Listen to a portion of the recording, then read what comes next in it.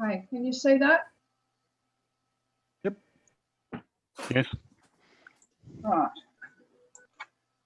Okay, well this presentation is a little bit different from our regular presentations in that we'll be talking about ways to achieve our aims instead of a concept or problem being presented and code shown to demonstrate and explain it. Last year I came across a draft white paper titled Mitigating the Risk of Software Vulnerabilities by Adopting a Secure Software Development Framework. The final version of the white paper was released in April this year. Whilst it was specifically written from a cybersecurity perspective, it seemed to me that the ideas could be applied more broadly. The aim of the paper is to assist in developing a software development lifecycle, which explicitly addresses security software in detail to ensure that software produced under the SDLC model is well secured. There are three main reasons for this: to reduce the number of vulnerabilities in released software, to mitigate the potential impact of exploitation of undetected or unaddressed vulnerabilities, and to address the root causes of vulnerabilities to prevent future recurrences. In general, the earlier security considerations are addressed in the project's development, the cheaper and easier it is to incorporate them. The paper looks at general practices that can be adopted rather than specific tools, bearing in mind that different projects have different risks and different ways of dealing with them. It's written as a starting point for discussion and describes steps in a general way. Some advantages of specifying the practices at a high level include that they can be adopted by a range of organisations regardless of size or security knowledge, applied to software for different purposes such as control systems or IoT, integrated into existing development workflows and automated tool chains, be agnostic to platform, language and other aspects of system development, and help plan security for now and into the future. The paper does not define any new tools or procedures for development. Rather, it structures existing methods in a way that provides a framework for security in software.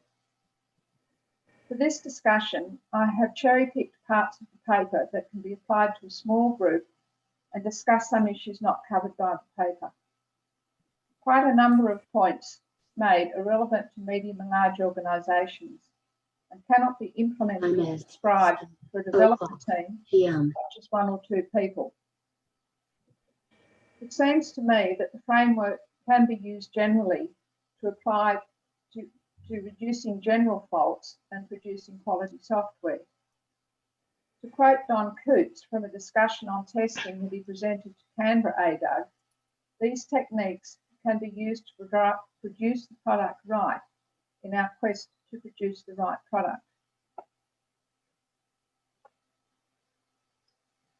The framework is made up of a number of practices that are organised into 4 groups: preparing the organisation, protect the software, producing well-secured software, and responding to vulnerability reports. Each practice is defined with the following elements: a practice, what the practice is and why it is beneficial, the task, which the action or actions that make up the practice, an implementation example, this could be a type of tool, process or other method that could be used to implement the practice, and reference, a practice document and its mappings to a particular task. The paper itself is written using this framework. Yeah, that's good. You go forward if you like. Thanks. So,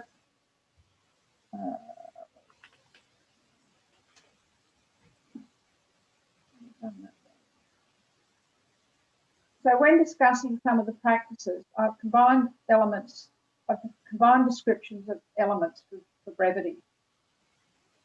So in preparing the organisation, some of the things that we look to consider are defining the policies, that specify the security required, defining coding practices, for example, formatting standards, avoiding error-prone techniques, writing SQL queries by users using parameters instead of building them up with strings, defining architecture requirements such as modular code. This assists in the reuse of code, easier updating and isolating vulnerabilities. Modular code can also be easier to test. When using databases that support stored procedures, when to use a stored procedure and when to use code. Decide on code repositories, where they will live and which framework will be used, how they backed up and what needs to be backed up. Do we include generated code and third-party code, and who has access to what in the repository? We look at the whole life cycle of the software, including handling end of support and notifying users when software will no longer run safely or be supported. Periodically review the requirements, particularly if using agile methods. As Don said when we discussed testing, doing the right project and doing the project right.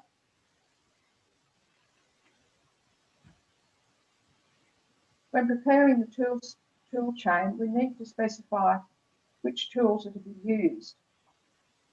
And they're in a number of types. So we might be choosing a language and a compiler, a database to use, database management and testing tools, testing for memory error checking, doing unit tests and how we might do that. Logging, is it for diagnostic or audit trails, and what tools might we use? Automation tools such as Final Builder and continuous integration, simulators if applicable, and other automated testing tools. Also consider documentation tools. What sort of manual will be provided and how's the project being documented? What are the overall requirements of the project and how they're achieved?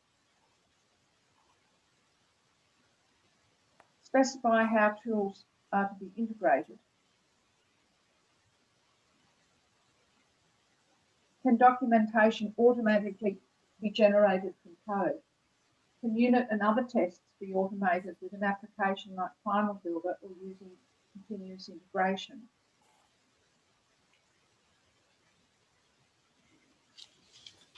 What can be automated and what has to be done manually? Automation can save a lot of time and reduce the potential for developer errors. How can things be automated? This can cover topics such as code generation and code analysis, as well as building and testing. Evaluate different tools for different steps and have a workflow or bug tracking system to create an audit trail of changes. When preparing the security checks, we need to define the security check criteria at one or more points during the software development life cycle to ensure that they meet the needs and expectations of the organisation. We need to define key performance indicators for the security. Add security criteria to tests. For example, what's the definition of done in an agile environment? And record any security check approvals, rejections and requests for exceptions in the workflow and tracking systems. The software itself needs to be protected. So it needs to be stored in a repository and access potentially restricted to the repository. In a large organisation, this includes only allowing authorised developers to access to code that may involve integration with third-party commercial in confidence APIs or be critical to security aspects of the system. Use version control to track changes in the code. Use code signing to help protect integrity and provenance of executables and keep the certificates up to date. Use cryptographic hashes to protect integrity of files and make them available on a secure website. Create and maintain software build materials for each piece of software in the repository. This could include required third-party packages, in-house libraries, tools for building the software such as the compiler and version, and stored procedures the code may call in the database. Archive, I can see what's going wrong, forgive me, I've got two mice and I'm scrolling the wrong one at times.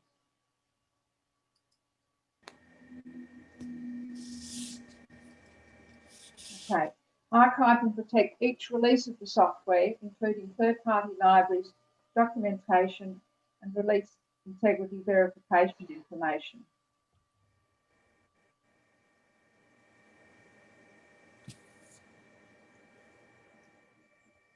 So when producing well-secured software is a bit like producing well-tested software.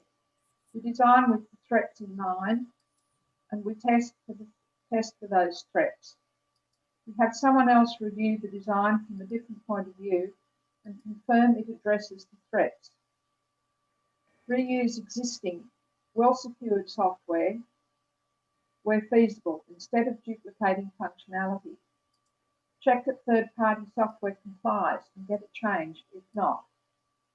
Create in-house software that meets needs when third-party software cannot be used. And use built-in tools where possible for features such as integrating log management, identity management, access control, and vulnerability management systems. Follow secure coding practices appropriate for the language, including validating all input, untrusted input, and validating and properly encoding all output. Avoid using unsafe functions and calls. Handle errors gracefully and provide logging and tracing capabilities. Consider updating to a new compiler and tools that improve executable security, and keep tools generally up to date. Enable compiler features to produce warnings for potentially poor or poorly secured code. Randomize characteristics such as memory locations. Document the settings required and make sure that they are used, and test that the features are working as expected. Peer-reviewed code and tools to facilitate the process and document discussions and feedback. Use static analysis tools to automatically check for vulnerabilities. Review checklists to verify the code complies with requirements. Use automated tools to identify unsafe code as it is checked into the repository so it can be fixed. Use high security default settings. Document the settings purpose, default and security purpose, and potential operational impact and relationships with our settings. And document how each setting can be implemented by administrators. Default option settings should be the minimum that allows the system to run.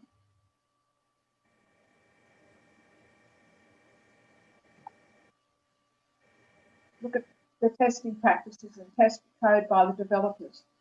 Also look at the testing practices as well as the tests to find vulnerabilities before release. Incorporate tests for previously reported vulnerabilities into automated test suites. Identify and document the root cause of each issue discovered, and document the lessons learned in a knowledge database. When responding to vulnerability and bug reports, use a bug tracking software or issue tracking software, and have a procedure for handling vulnerability and bug reports. Don't let issues get lost in the system. Identify and document the root cause of the issue and its solution so that developers can find it and learn from it. Build tests for the issue into the automated test suites. Change the framework if necessary. Change the framework if necessary for developing the software because of the bugs that you found. And have a procedure for users to report issues and make it easily available so you get good reports. This might be in documentation or an option to enter notes about the problem in a tool that automatically collects version and other information. So in summary, be patient in starting a new project to plan the development framework as well as the project specifications. Consider the tool chain through the whole life cycle of the product: design, development, release, support, and end of life. In a small team with limited resources, automation is like having another very reliable team member. Automate as much as you can from generation, testing, documenting, building releases, but continually review the automated processes to keep them relevant as requirements and tools change. The more you can use a well set out framework of steps, use automated procedures, the more you follow well thought out and reviewed processes, the more the time there is for writing and developing code, not thinking about the steps that you need to go through. Get to the root cause of problems that occur and document them in a way that can be easily accessed. Use problems as a resource to find other recurrences or perhaps very similar situations. Is the problem the misuse or misunderstanding of how something works, or an incomplete handling of the situation? Look and learn. So that's as much as I've got in the slides, except for this last one, which is a reference, which I can hopefully bring up later. But you can find it if you Google the subject: mitigating the risk of software vulnerabilities, from the National Institute of Standards and Technology. There we go. Is that better? Yep. Okay. So, It's a bit small anyway. Oh, yeah, that's better. It says pinch for a bigger view, and you can do that. is that better? Can you see that? That's Okay, good. so this is the actual document that's the white paper itself, and it's got a bit of preamble stuff, and then it's got this where you've got the 4 different tasks, where you've got the practices, the tasks, the implementation examples, and the references. And Does it have a mixture? It looks like it's got a mixture of also DevOps in there as well, but sort of not very high priority on it nowadays. oh, it's got a bit of everything in it. When you actually go through, there are some that, and see, one of the things is it talks about all the different people in the organisation and what their responsibility is in the whole thing. Which when you've only got 1 or 2 people is a little bit superfluous. And you know, talks about training plans for roles and all that sort of thing. I get the impression that it's sort of like, how do I put this? Somebody who's an academic that's been doing this for a while, if you know what I mean. Oh yeah, definitely. Coming from the, you know, from documentation point of view instead of the, you know, agile type sort of flow process, you know what I mean? Yeah, I think though that it's a good framework for really thinking about, you know, and this is going back more to the cybersecurity thing of how you actually. What it looks like to me is more of the government side of things. A lot of this stuff is stuff you'll get with government-related processes. They like to they cross their dots, and you know, they don't like Agile as per se, but they like to do the old standard design method of process of documentation. You know, with all the other bits mixed into it, like the parts of DevOps and automation and task stuff. But it's, you know, documentation first, then, you know, process it through from that end. Well, this is actually written for cybersecurity software, so it's, you know, for threats and threat detection and penetration testing and all that sort of thing. So I would imagine that they would have to be fairly. Oh yeah, penetration testing is an interesting. It's an interesting process. I've just gone through a penetration testing. And, yeah, it's nasty. They go through all sorts of things. And did you win or lose? We won, but there's always a whole lot of recommendations they want us to do because we've got to get it ticked off. They couldn't get into, they couldn't break it, but that's not the point. Yeah. They still want all the other practices fixed up, you know, make sure that this is X and this has got to be Y and, you know, whatever. But yeah, it's I'm getting that impression from this document that it's sort of like it's coming from that point of view. I've seen Yeah, a few. Yeah, it is. And I'm certainly not an expert in it. I just spent some time going along to some security professional meetings for a while just to try and learn a little bit more about it. I can tell you that the Victorian government now is requiring penetration testing on any of the third-party apps because we've gone through all that process. we deal with at the moment what they call the triad, which is the government, commercial, as well as the as normal people as well. So you End user, yeah, the end user. So they call that a triad, which is mean all three interacting at the same levels.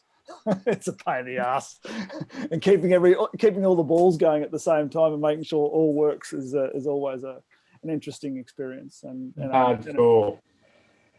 So, Sue, in terms of your own practice and your own thinking, what in this paper has made the most impression or made the most difference to how you work or think about security? I think it was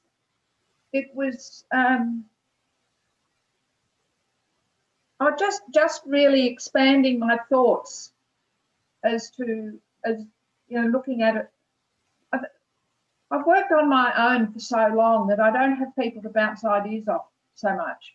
And so I found this was good to broaden my approach. And it was just interesting. I found it interesting, the way they went through it. And I did this is just a little sample I did of a practice that that is security related in my system. And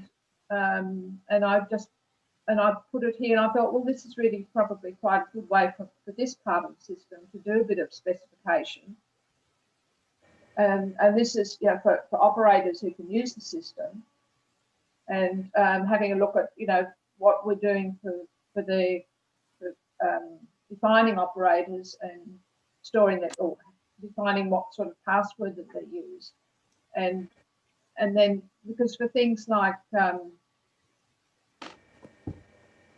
insisting, you know, or do you want to change password at regular intervals or not, then there's something that, you know, users often ask for.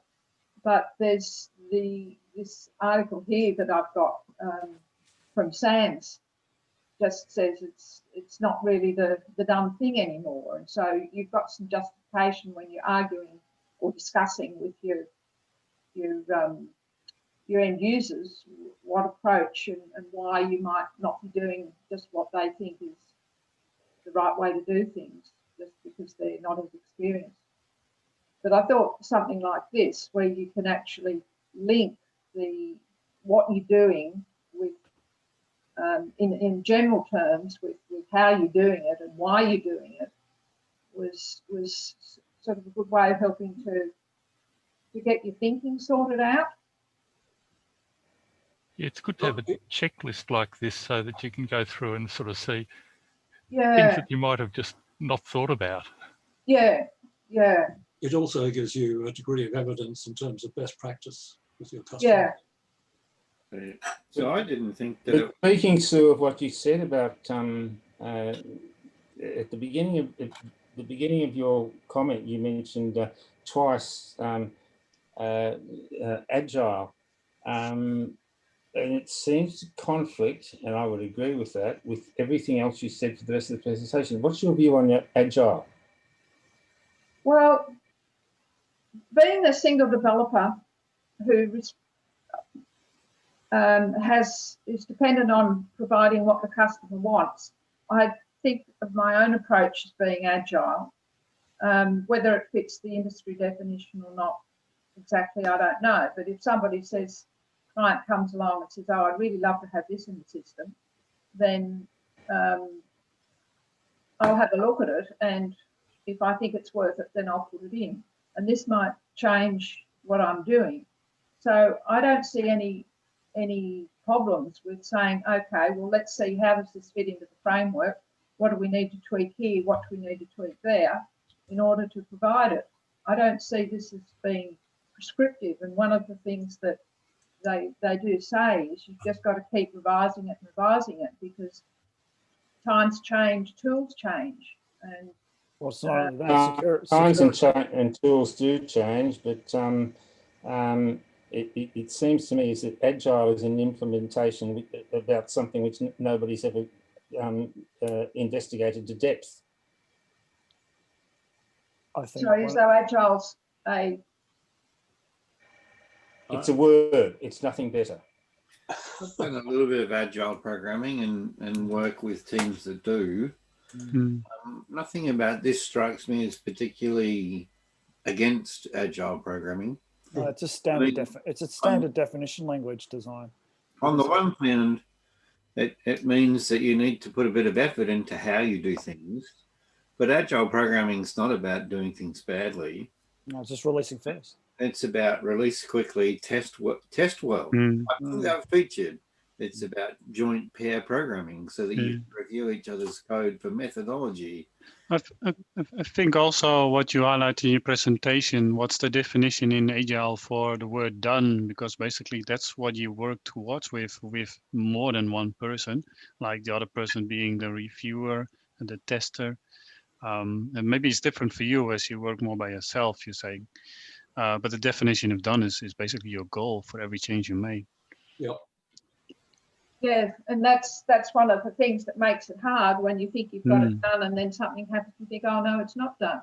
One of the things with security at any level and is that the rule of thumb with anything to do with security documents in general is that they got to evolve because security is evolving constantly. I mean, they're just security in its on many levels evolves constantly, whether it's through Agile or a standard definition design document, which pretty much this is what I think it is.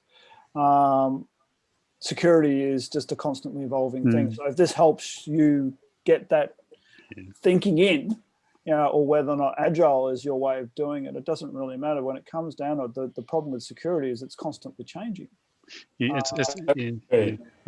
second that what Adam says. Security is a moving target. You got to be aware of it, and these documents can help you with that. I can provide an example of what happened today on the systems I worked on. One of our systems is dependent on an email functionality from a third-party supplier, and we have basic authentication to send emails out through that. It's a commercial supplier. This commercial supplier sends you an email saying, look, in a month's time, we're going to take the basic authentication out and we only do key-based access to our API.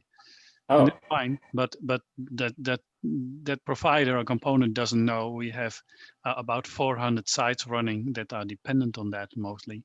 So that gives you a very small time frame to actually sort it out. Or find alternatives. But the learning lessons from that is be aware of security, and security is going to get more strict and more strict over time. And that is good for the systems, but it also, you got to be agile to adapt to that and actually be ready to handle that sort of notification. Agile in that context, I agree with, but agile in the context of it's a methodology. It's a methodology. It's a methodology. It's a weak methodology, yeah. It's a methodology in general, whether or not you want to go from a design document like this one or a test first release type situation. Security in its very nature is just a move, as Peter was saying, it's a moving target. I mean, prime example is one thing is the two-factor. Two-factor is a massive thing now. Everything must go two-factor. And it's a big hurdle to jump. And most end users don't understand what two-factor is. I can tell you that there are a lot of people that we deal with the utility companies, with what's been going on with the DHHS, with utilities and paying power bills and all that type of stuff. Yeah, and it's all it's mandated to go two-factor. But you try mandating the two-factor onto the commercial, onto the end user, it's bloody painful because most of them are not doing it because they just don't understand. Most of the time they cock it up. Really? Yeah, and is it even worthwhile? Yes, two-factor is a massive way of preventing. Not convinced. Well, I can tell you that, yeah, no, it's two-factor. Sorry. Yeah. No, that's like what I'm trying to get is that you have a lot of levels of security and a lot of methods. But the thing is, you start with the easy ones, and then you give options for the harder ones, like security keys, public-private keys, that sort of stuff. And but what happens as time moves forward? The weakest security methods are going to be taken out. So basically, the component provider says that security level is too weak. We're not going to support it anymore. But that means you have to adapt. Otherwise, your interface is broken, and everything hangs together with APIs nowadays. So yeah. Yes. And two-factor 2FA is just a higher level of doing things. Yeah, and there's many ways in doing that. But at some point, they're just going to say this is mandatory. Well, you know, interesting thing with two-factor is that now they're mandating that two-factor with SMS is not allowed. The government is not allowed, and the government does it itself. We've been told by the penetration test people that our SMS two-factor is not secure enough. Every time I log into my health records or into my Gov, it uses an SMS notification on the spot, and it uses the key. That's 2FA. Well, that's why Microsoft has got the authentication app that they've got to get around some of these things. Okay, yeah. So that's a secure point, but we've got a directive from the an override that, because most people in many cases just can't handle email all the time, or most people have got mobiles. But even then, it's come to the point where the utility companies now being mandated they actually have to help the end user to fill in their forms online, because they want to get all this. In other words, 2FA is more difficult for everybody than it is valuable for security. That might be the case, but it's hackable. That's the point. If you don't have it, it's hackable. It's a vulnerability point. And if you do have it, it won't be acknowledged. Well, it comes down to one thing, as Peter was saying, and what this document is all about, I assume, is an evolving document. It's a security document, and security documents in their very, very nature evolve. They move from one organization's point of view. No, in general. No, in general. Yeah. No, security levels. You have to be very careful nowadays. But not in total. Sophistication of security breaches are beyond control. Yeah. We're capturing all sorts of security breaches from China, from parts of Russia, all sorts, just basic stuff. And we've got some of the most secure sites that we've got, but I guarantee that if there's going to be something that we haven't thought about, and two-factor, and we use session, where basically the session, it uses a unique session code each time they log in, and all sorts of things. That rotates every 15 minutes. It needs to be maintained, and and it's as nearly as secure as a bloody bank connection because of what we're doing. I've got an application running on Amazon Web Server. Yeah. Oh, that's typical. It's getting up to 5,000 attempted hacks a week. Yeah. Per what? 5,000 per week. Per week, eh? Yeah, it's ridiculous. Like, what happened is the attacks getting more sophisticated. They're also getting automated. So they just go, we shoot at the whole level of services, and the weakest one, we're gonna basically go into that. It's all about attack. The whole IT security is a whole new, just like developers, if you got DevOps, you also have security experts. There's a whole new world. It's been from the last 3 years, pretty much. It's all about attack surfaces. Yeah. Yes, and the interesting thing is that they're not actually people. They're actually they're bots. And they're bots. Yeah, they're bots. Yeah, because you got a list of vulnerabilities that most people haven't filled and updated. This is the problem with a lot of these security documents, is that they don't take that type into. They stay static and they sit there for years on end, and they haven't updated them. So you rightly have to, as Sue was saying, you've got to keep these documents up to date as a way of methodologies. And these methodologies need to have all, it's got to have evolved. It's got to have two-factor. It's got to have, rolling session ID, blah, blah, blah. And I mean, the mechanism we're working with is we've got we're using Knockout.js. We're utilizing Delphi at the middle layer. We're using REM objects, and we're utilizing Firebird. And these databases are, we're talking, this Firebird database now is sitting at nearly 400 gig. Wow. Yeah. It's a massive. Too small. Yeah. So, you know, but they hold up, but it's always evolving. And, you know, you look at what they call man in the middle attacks. The man in the middle attacks, they're nasty. If they get beyond the point of the user and they actually get into the middle tiers, what they are also mandating now is that between each machine, they've got to be firewalled off, and they've got to have security layers, blah, blah, blah, and you can't get from one machine to another machine and bounce off it. You need to go through the security layer to get to each machine because they're worried about these man-in-the-middle attacks. If you want to get to high security levels, it's an ISO standard, literally is an ISO standard that actually goes through all of these levels of security. And banks go through this, and I know we've been mandated to go through it, so it's a pain in the ass because we're dealing with secure, you know, people's utility bills and things like that. So if you've got that type of information out in the world, you're stuffed. Bank account details. Mostly that's held by the utility companies, but you're talking about if you know, things like meter numbers. Okay. You know? Meter numbers are mandatory nowadays, and addresses, full address systems, concession card details, you know, and if this stuff gets out in the wild, you know, we're besides the fact that you have to have a huge insurance bill for this type of stuff nowadays. We're talking, you know, 20, 15, 20 mil type shit, you know what I mean? You wouldn't want to get secure, pay those bills, they're not cheap. So I've got a question. Yeah. In Sue's presentation, Sue talked about one stage about compiler settings, automated tools for security review. What are the options in Delphi? You know what? They've got a huge security breach. Actually, the latest versions of Delphi 10.3 and a high have got a huge security problem. I don't know if anyone is aware of this, but if you're utilizing Pro and above, it's monitoring all of your information and it's sending it back to Embarcadero. Are you aware of that? Or project? Oh yeah, very much so. Very much so. If you're using the community edition, it goes even further.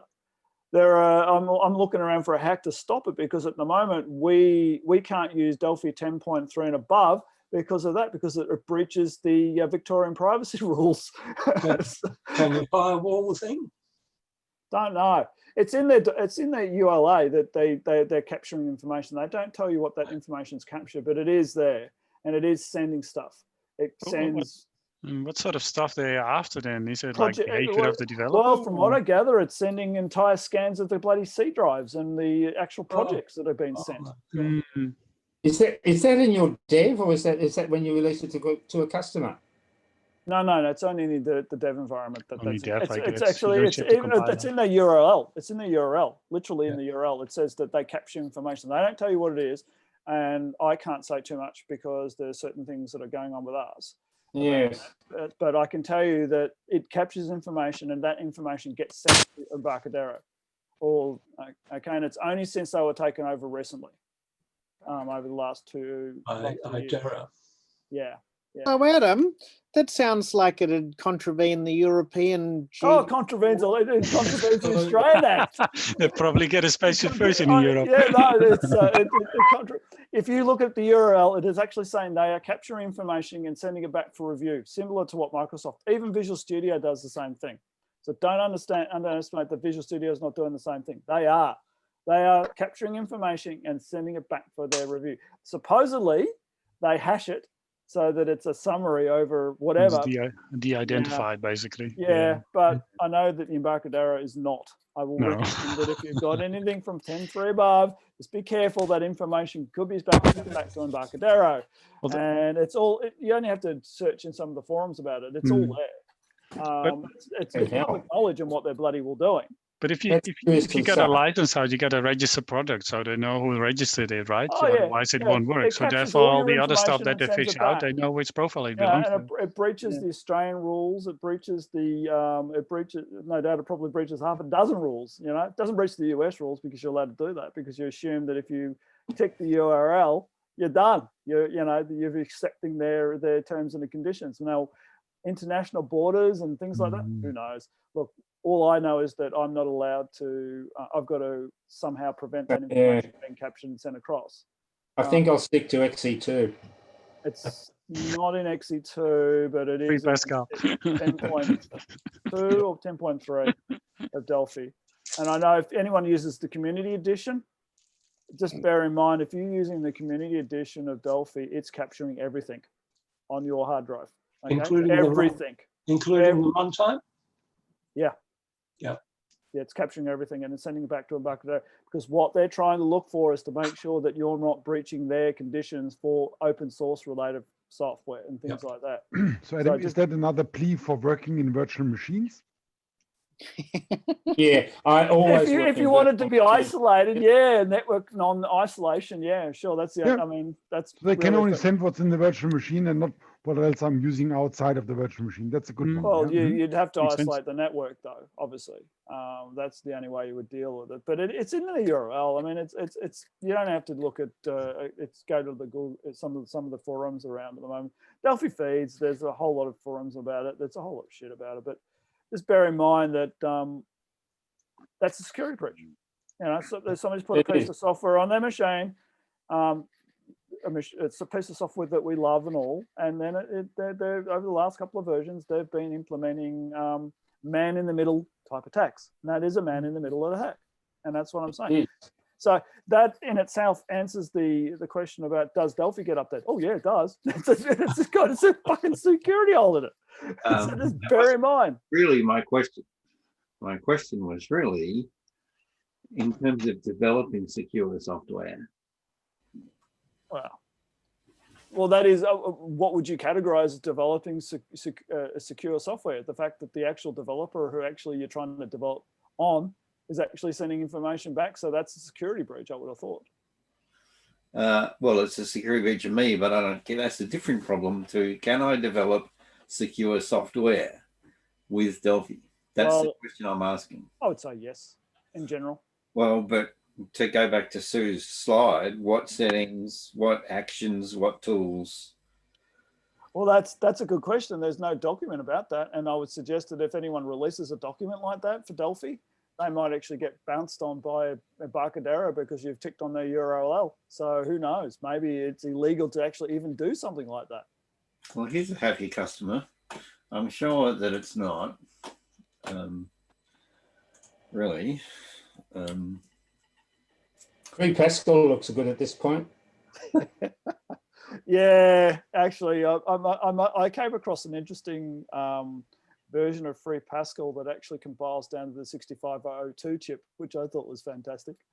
That is fantastic. Bloody hell, yes. Yeah, and it actually surprisingly produces very compact code, considering that you don't have 16-bit integers and the stack is so small, and you can barely, you got to basically generate 2 or 3 passes to get down to it to get it done properly. It's actually surprisingly quite sophisticated, but that's another story. Probably next week. I'm getting towards the end of porting everything I've got to run under Free Pascal. Oh, really? That's interesting. How's it going for you though? We're considering it ourselves actually. Yeah, look, it's got its ups and downs. I'm with it because of cross-platform. If I wasn't interested in cross-platform, I wouldn't stick with it. Because I know you were still doing the Mac. Is that still, I mean, the Mac version of Free Pascal, I've had a play with that and I still think it's still very much in its infancy. Yeah, it's not, I mean, the user interface is still lacking bits, if you know what I mean. Well, talk about which bits you think it's lacking. But that's the user interface is Lazarus, not FVC. Yeah, no. It's the, what is it? The LC. Was it LC? Yeah. So I don't do a lot of graphical work. And you're talking more server related. And I'm happy with the graphical options it offers. It's got everything I need. Okay.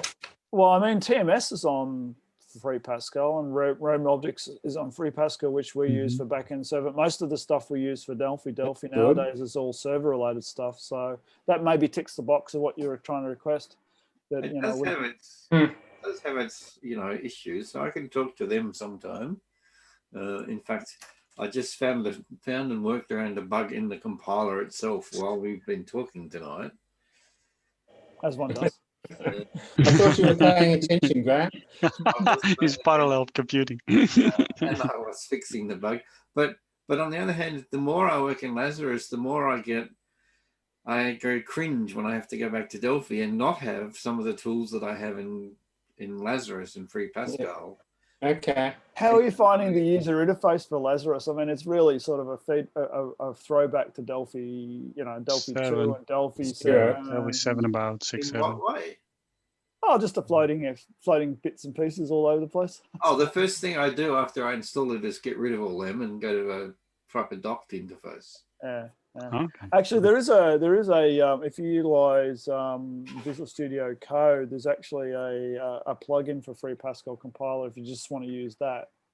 And IntelliJ too, but that would be good. Yeah, it's called OmniPascal if anyone's aware of it. It's actually quite good, actually. I think that I would very much miss all the things that Lazarus does. Yeah, I mean, it's nice how it compiles its components directly into the UI. I think that's an interesting. You got to restart it, eh? It can't do it dynamically. Yeah, that's funny. But you get around that. It's just once, and then it's all right. Well, it's kind of cool that you don't have all of the problems of doing it dynamically. Yeah. So, I mean, I'm happy to do a walkthrough. At the moment, what I'm trying to do now is DevOps with FPC. Build tool chains running in CI. Well, you know what? You'll have a bet if your private repositories for DevOps, great. Delphi will fit in with that because that'll satisfy the license. But Free Pascal, if you're talking about Docker and in a Free Pascal compiler, or if you're utilizing Docker, if you're utilizing Git actions or something like that, then the only way you really can go is through Free Pascal compiler, unless you're using some sort of private Docker or something like that. Well, and even that's Delphi, part of the issue for me. One of the reasons it drove me to the Free Pascal is that I can run CI stuff. So I'm just starting to get just working on that too. But I have heard some from Nick Hodges that they were thinking of actually trying to support over the next couple versions Delphi in Docker itself directly. So it'd be interesting to see if that actually comes to fruition. And what would that be a plus or a minus? Well, it means you can do build processes on Docker, which actually can be quite nice. CI stuff mostly. CD stuff, it's CI and CD. I mean, when it comes down, I had to build my own bloody build engine in the end to deal with. Well, you could always look at Vincent's Continua. That's a good. Yeah, at the moment we're using Azure DevOps, and we're using it on a private repository due to our work.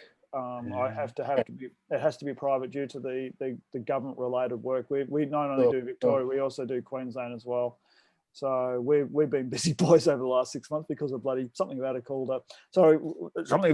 pandemic and a virus. But whether or not we get. Yeah, I didn't hear it either. Peter understands where I've been over the last 6 months. I've been sucked up into the government, and it's quite funny. We've been hearing 12 hours before we've been hearing rumors because I was directly dealing with the minister that got sacked, resigned, moved on because they got this, which they call their minister. They call it the Gang of Seven. At the moment, there are 7 direct ministers at the moment in the Victorian government that are overruling everything at the moment when it comes to this pandemic. To try and they call it agile government. It's just what it means is they're throwing a whole lot of money there to try and get the process through. There's also in that case, I would like to know what the definition of done is. It's all in the papers. I mean, it's all been there. I mean, I can't go into details of it. It's actually not all in the papers. There are things which are not disclosed. A very good friend of mine is one of the advisors, but who is not a Victorian minister, and sometimes he tells me things. Yeah, there are things I can't say. I know I'm hearing it 12 hours before. me And too.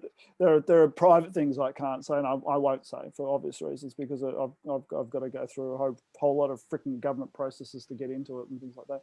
It's called the e-service boards and things like that, but I won't go into that at the moment. But it's all security related. You got to go through all of these security stuff, and this document that Sue's been describing is, even though it probably lacks a couple areas, I would suggest, only because I've just been going through for the last 6 months of this type of shit. You need a document like this to help get your process thoughts. Whether or not you want to do agile, or whether you believe in it, or it's just SD, standard design document language and things like that, you need something that allows you to evolve, to move forward and upgrade. Because security, when it comes, if you want to bring the discussion right back to where we were, security itself is an evolving process. That's whether, all your bits and pieces in that document, if it allows you to validate your compiler, and if it ticks all the security boxes for that, you move on to your test processes. That's tick all the security boxes. There are enough layers between all your processes and things like that. It's an evolving document, and that's what it really means. There's no hard science for this, but obviously somebody sat down a whole lot of design processes and said, this is what I like and this is what works for them. Principle approach, and it has nothing to do with agile. As a matter of interest, has anybody heard of ITIL? Information Technology Infrastructure Library. Yeah, that's 20 years old. Yeah, it's pretty old. Still very old. But Is that the one out of the still, UK? Sorry? Is that the one out of the UK some time ago? I don't. It may have originated there, but it's an ISO standard these days. Okay. It sounds like something I looked at once. Right, and there's some overlap in terms of what Lou's just shown us with. Yeah, it's basically defining the 3-level things, where you've got incident management, where you pick up phone calls and log stuff, and you have problems management, where you aggregate it to a certain level, and then you have change management, where you deal with releases and fixes and deployments and recovery and that sort of stuff. And also risk management. Yeah, very important. Okay. Actually, that's actually not. I never heard risk management as part of that. Maybe it's in the release management part, as like the impact of changes in your production environment. Or maybe it sort of belongs there. Well, any security document should have a risk management in there. Any ordinary document should have a risk management paragraph. Probably. I come back to Sue. You're right, Graham. Keep going. So, just wondering what your thinking is around this. Is this something you're going to embrace partially, wholeheartedly? Is this a revolution for you? What, an evolution? It's I guess there's two parts of that. I think that I'll probably embrace it for the parts of the system where security is more likely to be an issue, and that's things like the operator's access to the database, and also the connections to the firmware, to the the hardware and the firmware. But the other thing that I'll look at is just a way of better defining, documenting the way I work and the tools that I use and the processes and how they interact, and trying to work out better ways of working, because it just brings up so many potential thoughts, things to challenge your thinking, that I find that it's been good from that point of view. And will be going on. Yeah. Is there a couple of sections that are stars that you would recommend we all take a look at? Well, I think one of the things that I've tended to do over the years is let my tool chain grow in an uncontrolled sort of a manner, without sort of really sitting down and looking at whether I can simplify it a bit,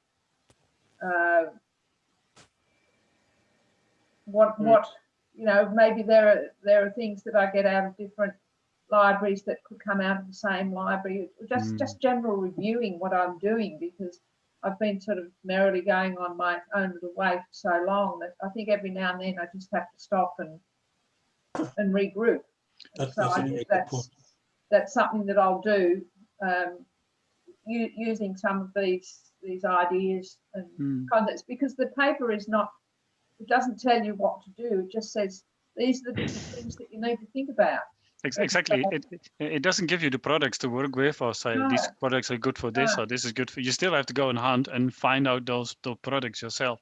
Or for the community. All I'd recommend is that if you are requiring a third party to validate your security method, then it's probably should be part of that document. Yeah. Okay. Particularly with penetration testing and things like that. If it is a web-based, if it's a web-based interface, then you definitely even desktop-related apps that are on a network, probably should have some sort of penetration testing done.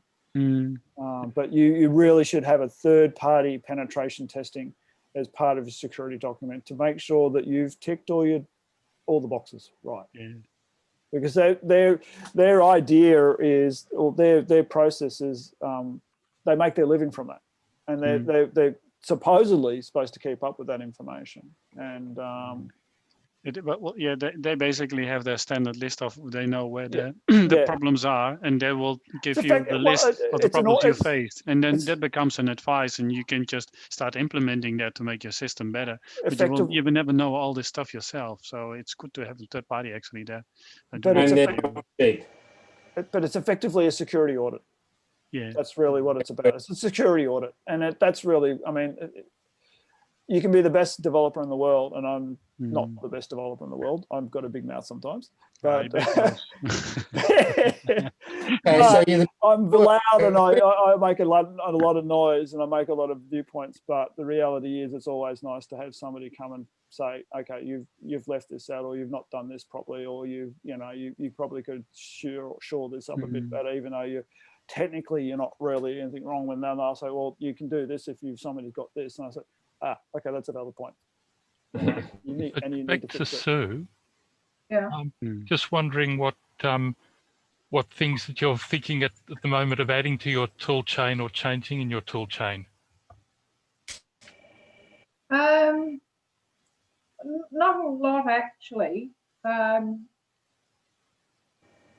I'm looking at changing the way I do code documentation, just because I've been using Delphi code to doc, and it doesn't support some of the new language features. It just crashes. So I thought I'd give PasDoc a try. But I think that I just need to spend a bit more time on the security side of things. So I guess I'll be looking for things there. But it just raises a question. Adam said get the third party in to go over your security. But for a lot of small independent developers who aren't making buckets of money, that sort of becomes quite a challenge. Yes. And I'm just wondering how other small people do that sort of thing. But it's like two things, because I understand that would be an expense as part of your product to get a better quality out of it. But also you mentioned agile, and that's more team, where you would say, I want to have somebody else code reviewing. You can't do it by yourself. Somebody else testing. And it's just for the feedback that you get on your solutions to improve those solutions. That's why you do it. Yeah, well, that's great if you're not a single developer. Yeah, it is hard. My peer programmer is a gridiron telephone dog. He doesn't really say much. You need a cat. Yeah, that's it. Yeah, husband's allergic, but and this is just something that I'd be interested in knowing what other people do who are in small teams. Look, security audits or penetration testing is expensive, but it's unfortunately a requirement for what I do. I don't have an option. I just don't have an option. So I look, when it comes to third parties, there are open source people out there. I mean, there's forums. You can get people to help you out for that type of stuff. There are other methods. It doesn't have to be a proper security audit from a proper ISO rated person. You know, there are a lot of forums that allows you to do this type of stuff. Are there any other people in the group who do this in other ways? Well, maybe there are more people in the business style, like singles, who do this operation. You maybe could swap time, where somebody else with the same problem spend some time on your code and you spend some time on that person's code. So you swap your problem. Maybe that's an idea. Yeah. The other possibility is to get some third-party product that provides the security for you. And there are a few out there that do a pretty decent job. And that has gone through that process of being analyzed and tested. Yeah. I've used some of those in the past. They're pretty good. There's nothing wrong with them. In fact, some of them are even rated by government-related stuff as well too. I'm currently using Mormont. And, yeah, Mormont's not a bad one. That was tested by at the University of, it's a Canadian university in Ontario. And they actually paid for IBM security people to do a full analysis of it. And it came out with flying marks. So that's interesting. It's probably the French-speaking part of Canada, because Mormont came from France. Sorry, it could be Dutch. No, it's French. No, the roots of Mormont are French. It's all Dutch to us, though. Yeah, but 3 Pascal is a lot of Dutch stuff over there. Thank you. Oh, that's a good one. University of Waterloo. Waterloo. Oh, okay. Oh, that's in Belgium, isn't it? No. For joining. Yeah, no, so it's like I've been for a couple of months, and I'm just thinking, wow, that upper lip must be getting a bit of sunburn. Oh, it'll probably regrow after the virus has got away. No, keep it on. It's good work. When did the palms heated up? We've gone a bit over time, and I'll leave the meeting running for a while. But thank you, Sue. Sorry, go on. Thank you, Sue, for stimulating a lot of conversation, and we'll absolutely.